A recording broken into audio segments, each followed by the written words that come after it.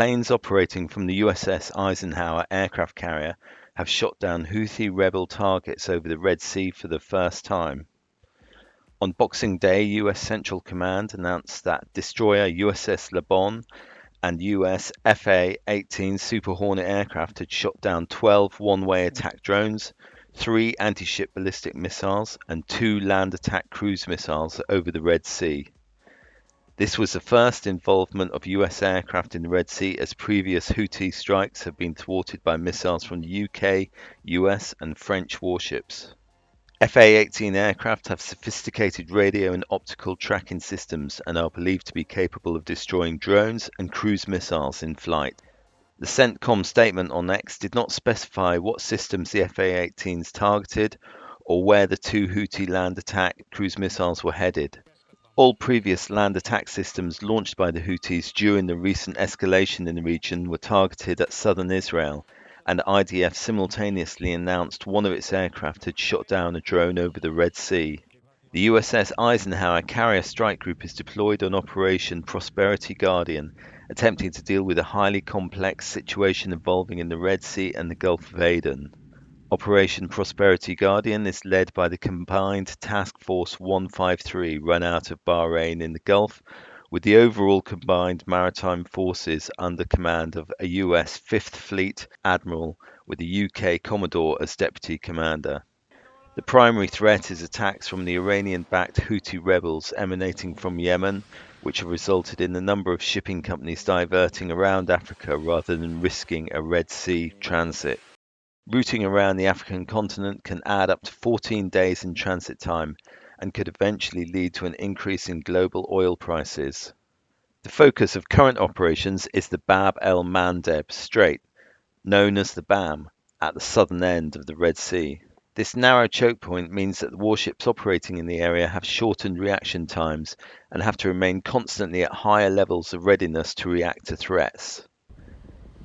The UK has Type 45 destroyer HMS Diamond, which has already been in action against Houthi drones, and a Type 23 frigate HMS Lancaster also operating in the Gulf of Aden.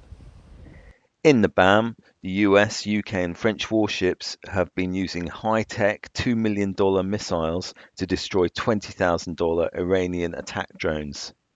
This cost trade-off benefits the cheap mass-produced Iranian one-way attack drones and eventually leads to coalition ships having to enter friendly ports to restock missile supplies. The coalition ships have weapon systems such as phalanx, but these are only intended as weapons of last resort. Further complicating the situation was a drone attack on the merchant vessel Chem Pluto approaching the coast of India on December 23rd. This represents a serious escalation which could lead to direct conflict between the US and Iranian navies, as the drone could only have realistically been launched from Iran or from an Iranian ship. It could also bring India into direct conflict with Iran, as the Indian government have said they will bring the perpetrators of this attack to justice.